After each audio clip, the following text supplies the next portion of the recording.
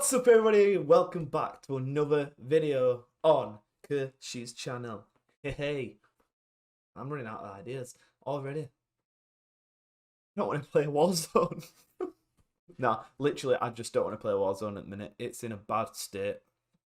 A lot of people can agree. So yeah, I'm doing a reaction video. To be honest, I've started a video and I don't even know what I'm reacting to. In today's video, I'm reacting to the top 10 conspiracy theories that prove to be true. As you can tell, my internet is really good at the minute. Really good. Always felt like someone was watching him. If only he'd been able to see 32 years into the future, he'd have realized how good he had it back then.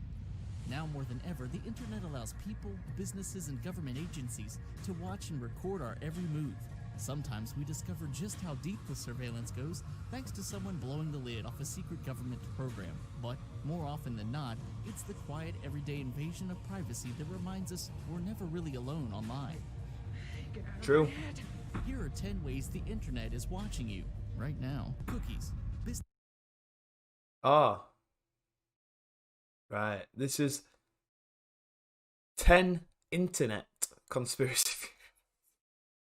Listen, I didn't say internet, but we get the gist. Here we go. Businesses of all stripes track your movements around the web via these sneaky little bits of data, which are designed to be harmless to your computer security in exchange for being allowed on most computers by default.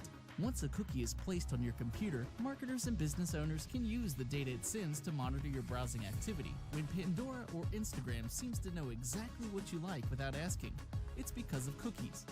Though this information is typically only used to market ads to people more effectively, web cookies themselves are so common and so rarely noticed, it's hard not to see them as a little sinister once you do stop and think about it.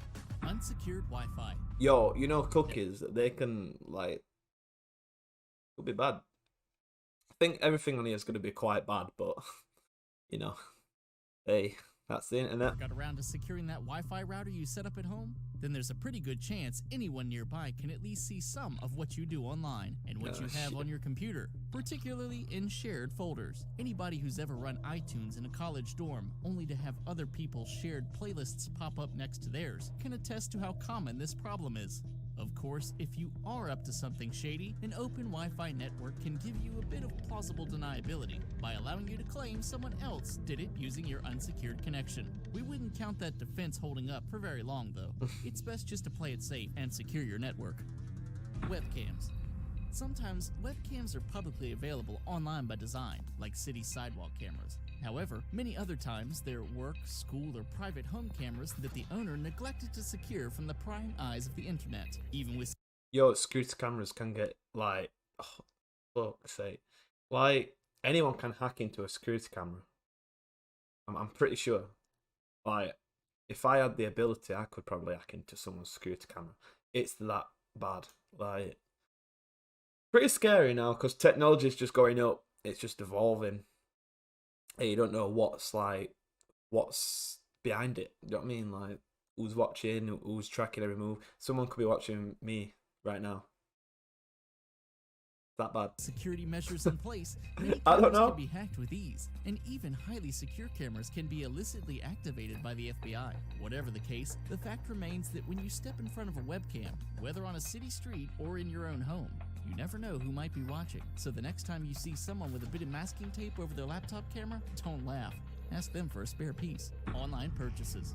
Yes, even secure purchases are being watched. We can practically guarantee it, but they're not being watched by sneaky hackers or foreign governments. At least we hope not. Instead, it's credit card companies who do the monitoring. This is perfectly legal under the terms of the impossibly dense cardholder agreement they made you sign when you got your card.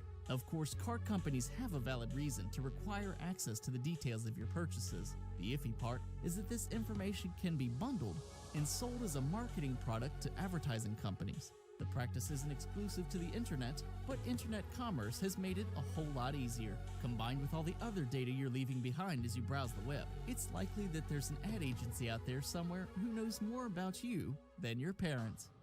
Oh dear. Microphones. Much like webcams, computer microphones often have lax security. They're one of those bits of hardware that most people don't think about very much. making them a tempting target for spies. It doesn't take a lot of effort for a determined hacker to turn on your computer's microphone without your knowledge, and unlike cameras, a piece of adhesive tape won't do much to prevent a microphone from picking up sounds. Hey, listen, bitch. I hope you're listening to me right now. I'ma suck your dick. That should have got him away. Cell phones, where the microphone is still an important and vital piece of the device. Security is somewhat better, but any web-connected phone is still vulnerable to serious hackers like the NSA. If you really want to ensure your privacy, it's best to leave the smartphones behind too. Location data. Speaking of mobile phones, if you've ever played Pokemon Go or used Google Maps, chances are you have your phone's location data turned on, and it's undeniably useful. Apps like Vize and Yelp use this highly specific information to provide you with all kinds of handy, localized services. However, there aren't many restrictions on what others can do with this data once you volunteer it. Government agencies, for example, can get your number from the phone company and then track your cell phone wherever it goes. If you're logged into Google while using a Google app, the search giant doesn't even need to check outside records to know where you are and where you've been. And step into a local independent cafe and you might see a star. Man, this shit is scary. Because, like, you might think you have a private life, but you really aren't. Like, the government could track every move that you do. Shit is scary, actually. Do you know, like, if you think about it, pretty mad. It is pretty mad. Starbucks ad pop up, a marketing tactic called geofencing that also relies on detailed location data. In short, as long as your location is turned on, you're being tracked. Great. I'm pretty sure my location is turned on. It's great to know. Email. Say you send an email to your sister asking what she wants for her birthday, and suddenly ads for birthday party supplies start popping up wherever you look. Even before your sister writes. Okay, I don't know what's happening with my internet, I'm going to say it, but I don't know. Congratulations. It's not your email has been automatically scanned for keywords. These keywords were then matched up with product categories, and advertisers who show ads based on those categories are now reaching you, whether you're interested or not. This tracking is something most people agree to without even noticing it when they sign up for webmail. The targeted ads can be turned off by... It's funny because before Christmas I was searching up microphones on like the internet. And today I actually got a notification from Amazon saying, we thought you'd like a new microphone. I got one because my girlfriend bought me for Christmas, but it's just like, man. Man. By request, though it's not always easy to figure out where to make the request. However, opting out of the ads doesn't actually opt your emails out of being scanned either way. And yes, once again, the FBI can intercept emails by accessing them at this stage, if they decide to take an interest. Internet service providers. If you've ever opened up a private browsing window, you've probably seen a little disclaimer somewhere informing you that private browsing won't prevent your internet service provider, or ISP, from tracking you. As a matter of fact, there's not much of anything that can prevent your ISP from recording everything you do online. They're the gatekeepers, after all. Users who engage in illicit activities online, like pirating software, may receive a warning from their ISP before they ever hear from the software company whose work they pirated. In short, without extensive setup and planning, your ISP will pretty much always know exactly what you've done online. And as with many of the other entries on this list, government agencies can request access to that information. I mean,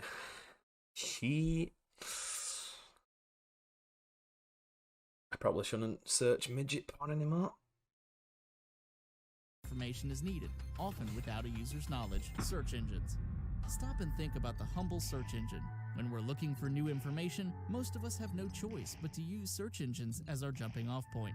That makes them an extremely tempting place to gather user data. For example, Google will track your searches on its search engine, whether you're logged into a Google account or not. And Google's predictive search technology, which guesses what you're typing as you go, is actually watching every single letter you type in, even if you're only typing part of a word, and then change your mind. The Big G will take a guess at what you were planning to write, and then try to serve you ads based on that. Over time, this allows Google to build a fairly comprehensive picture of what you're interested in, which it can then sell to marketing agencies, all without you ever having logged into Google at all. Social media. That is crazy. Facebook, Twitter, Yeah, Instagram, this and is a more. bad one. Social networks are where most of us spend more of our leisure time online. Obviously, social media companies track and sell user information to advertisers, but the prying eyes we worry about the most might be even scarier. They're our own friends, families, and employers. Hiding drunken party pictures from the parents has become a common pastime among college students. Outside college, there have even been some instances where people complained about their jobs online and ended up getting fired for doing so. In principle, the solution to these problems is easy. Make sure your privacy settings are robust and unwanted guests won't be able to see anything. However, the constantly shifting nature of privacy controls on popular sites like Facebook make this a constant headache, and in the meantime, who knows who's looking through your photos and status updates. So, what do you think about our list? If it hasn't made you too paranoid, give this video a like and add. No, I'm not getting it like spoke too paranoid, sorry. Just goes to show though that the internet is a wild place. Like, it's all over. Like, everyone goes on the internet. Everyone in the world, pretty much. Obviously, who's fortunate enough. And it's fucking crazy what, like, people can do, like the government and that. But that's it. That's what it's like. That's just the world. I probably can't do anything about it. So, it's just unlucky. Just be careful what you search. And what you do in front of your webcam. That one's a big one. I know a few people might go start a little wank after a stream. Nah, I'm sorry, I shouldn't say that. So if you enjoyed the video, thank you for watching. And if you want to see more content like this one, then subscribe to the channel. And I'll see you guys in the next one.